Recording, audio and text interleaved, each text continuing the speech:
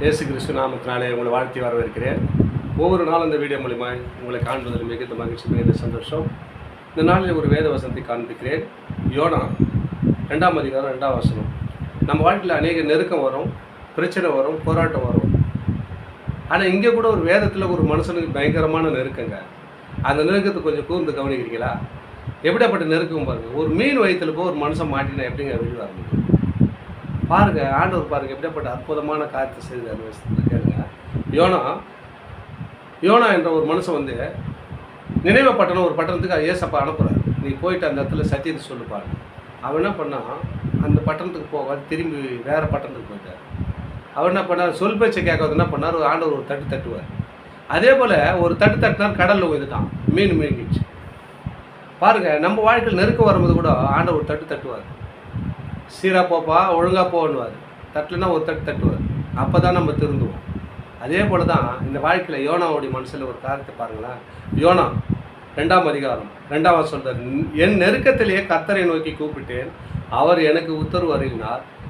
நான் பாதாளத்தின் வயிற்றில் கூக்குரலிட்டேன், நீர் என் சத்தத்தை கேட்டேன். பார்த்தீங்க, பாதாளம் எங்கே இருக்குதுங்க? மீன் வயிற்றில் போனால் எங்கே இருக்கா? தண்ணி உள்ள மீன் இருக்குது, மீன் உள்ள யோனா இருக்கிறான். கடலில் தண்ணி உள்ள மீன், மீனுக்குள்ள யோனா. பாருங்கள் எப்படியாப்பட்ட நெருக்கம் பார்த்தியா? நம்ம மூச்சு விட முடியல, கொஞ்சம் காற்று வரலன்னு மூச்சு விட முடியல, திணறோம். பகலாக 3 நாள் யோனா இருக்கிறான். யாருனால? எதனால்? ஆண்டவர் கீழ்ப்படியாமல் போனால் இது மாதிரி சூழ்நிலை எல்லா மனுஷனும் நடக்குங்க. ஒரு தட்டுவார், பிரிச்சிலேருந்து வெளியே வர முடியாது. ஆனால் அவருக்கு போகிற இடத்துல போகிற வரைக்கும் அவர் நம்மளை விடவே மாட்டார். அவர் திட்டங்களை நிறைவேற்ற வரைக்கும் நம்மளை விடவே மாட்டார். அவர் தாயின் கருவிலே உருவாக்கும் முன்னே பெயர் சொல்லி அழைச்சிருக்கிறார்.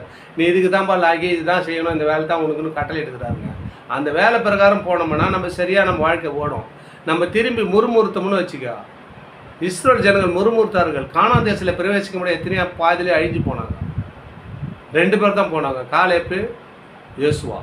வேறு யாருமே வச்சுக்க அந்த போவே இல்லை. 40 வருஷம் சுற்றுறாங்க. எதனால்? கீழ்ப்படியாமல் முறுமுறுத்ததுனால. இப்போ யோனா முறுமுறுத்தான் போன சொன்ன இடத்துக்கு போகல. ஆனால் மீன் 3 நாள் வச்சு நினைவு பட்டணத்தில் சொன்ன நாட்டில் போய் திப்பிடுச்சு. எழுந்து பார்த்தா நினைவு பட்டணம் போடுவார். பார்த்தீங்களா?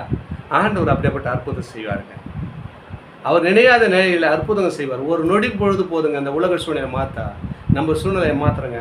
அவர் தான் சொல்கிறார். இப்போ அவர் தான் போய் சமுத்திரத்துலேருந்து கத்துறான். யோனா எப்படி கத்துறான்னு சொன்னால், என் நெருக்கத்திலே நான் கர்த்தரை நோக்கி கூப்பிட்டேன். அப்போ கூப்பிடல, சொல் பேச்சு கேட்கல. நெருக்கம் வரும்போது கர்த்தரை கூப்பிட்டுன்னாங்க பிரயோஜனம். ஆனால் அப்போ கூட கேட்பாருங்க நம்ம தேவன். ஏசப்பா நெருக்கத்தில் கூட நம்ம குரலை கேட்குறோம். அவர் தான் சொல்கிறார், என் நெருக்கத்திலே கர்த்தரை நோக்கி கூப்பிட்டேன், அவர் எனக்கு உத்தரவு கொடுத்துட்டாராம். நான் பாதாளத்தின் வயிற்றுக்குள் கூக்குரலிட்டேன், என் சத்தத்தை கேட்டார். அவர் எங்கேருந்து கூப்பிட்டா அவர் சத்தம் கேட்குங்க. ஆமாம், ஏசு எப்படியா பண்ணுறது தெரியுமா? பாதாளத்துக்கும் பரலோகத்துக்கும் சொந்தக்காரங்க. அவர் எங்கே இருந்தாலும் அவர் சொல்லுவார், பாதாளத்தின் திறவுகோல் அவர் கருதாரு. அப்படியாப்பட்ட பாதாள வாசல் பரலோகத்தோடு அவர் கேட்கும். அதை சொல்கிறார். நெருக்கம் நம்ம வாழ்க்கையில் இருக்கலாம்.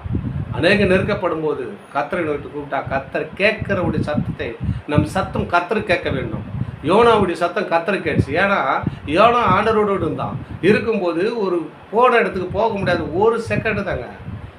போயிட்டு இருந்தால் ஒரு பிரச்சனை கிடையாது. போகாதனால தான் அந்த நெருக்கத்தில் மாட்டினான். அந்த நெருக்கம் மாட்டிக்கும்.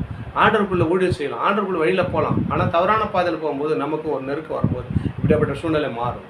ஆண்டவர் விட மாட்டார். நம்மளை நெருக்கத்தில் நம்மளை கூப்பிட்டு மீண்டுமா அந்த இடத்துல புதுப்பிப்பு வைப்பார், தூக்கி நிற்க வைப்பாருங்க. ஏசப்பா எவ்வளோ நல்ல ஒரு பத்தியா. யோனா போன இடத்துக்கு போக முடியல, ஆண்டவர் சொன்ன இடத்துக்கு போக வச்சார். அதான் விஷயம். அவன் போன இடத்துக்கு போகல, அவன் திசை திருப்பி ஓடினான். ஆண்டவர் அந்த திசை திருப்பி கொண்டு எங்கே போனோமாக நிற்க வச்சார். திரும்பி பார்த்தான், எங்கே போவானான்னு சொன்னமோ நம்ம ஓடினானோ அந்த இடத்துக்கு போகல. ஆண்டவர் குறிப்பிட்ட நேரம், குறிப்பிட்ட தேசம், அதுதான் நினைவே பட்டணம். கடலில் துப்புனோட வெளியே நின்று பார்த்தா நினைவே பட்டணம் போடுது. பாருங்கள், ஆண்டவர் சொல்வதை செய்வார், சொன்னது தான் செய்வார், செய்யறது தான் சொல்லுவார். ஆமென். தொடர்ந்து இந்த வீடியோ பாருங்கள். நம்ம வாழ்க்கையில் அற்புதம் வேணும், அதிசயம் வேணும், ஆண்டவர் கீழ்ப்படிந்து நடங்க. கர்த்தர் உங்களை குடும்பங்களையும் உங்களை ஆசீர்வதித்து வழிநடத்த வல்லவராக.